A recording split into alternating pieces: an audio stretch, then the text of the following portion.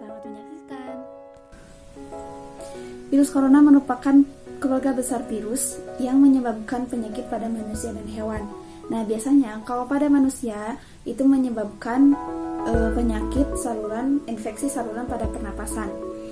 Nah, yang melatar belakangi terjadinya virus corona itu dimulai pada terjadinya kasus radang paru-paru yang misteri pada tahun 2009.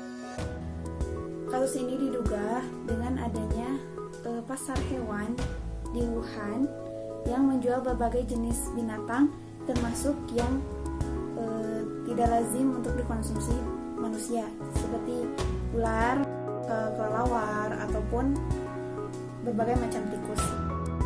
Makanya dalam Islam disebutkan bahwa kita harus memakan makanan yang halal dan thayyib gitu.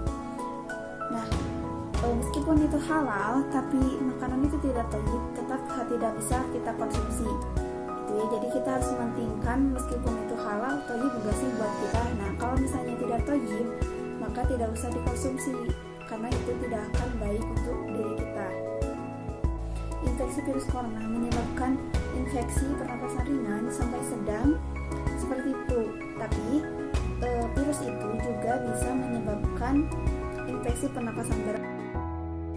Nah, agar kita tetap waspada, kita harus mengenali bagaimana gejala COVID-19 itu. Nah, gejalanya itu seperti batuk, demam, terus sesak napas, dan badan terasa lemas. Nah, jika kalian, naudzubillah ya, jika ada yang seperti itu atau sampai memburuk, maka kita harus konsultasi ke dokter agar langsung ditangani. Penyebaran COVID-19 itu sangat cepat ya. Nah, melalui tetesan air atau muntah. Jika orang yang terinfeksi muntah ataupun batuk, lalu si tetesan air liur itu jatuh ke permukaan ataupun benda, jika benda itu disentuh oleh orang yang jelas sehat, maka itu akan menyebabkan tertular. Makanya kalau misalnya sedang di luar ruangan, misalnya sedang memegang apapun itu benda, nah jangan hindari menyentuh mulut, mata, dan hidung karena penyebaran itu bisa terjadi di sana.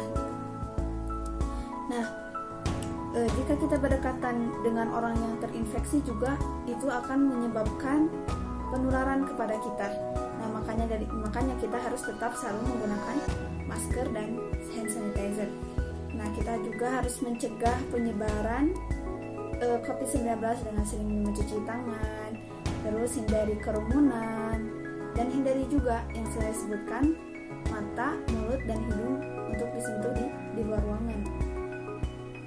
Selalu menggunakan masker saat keluar rumah dan tutup mulut saat batuk dengan menggunakan tisu ataupun siku. Nah, hindari tempat yang zona merah ataupun yang sudah dilarang oleh pemerintah untuk didatangi. Sekian pemaparan dari saya. Terima kasih. Wassalamualaikum.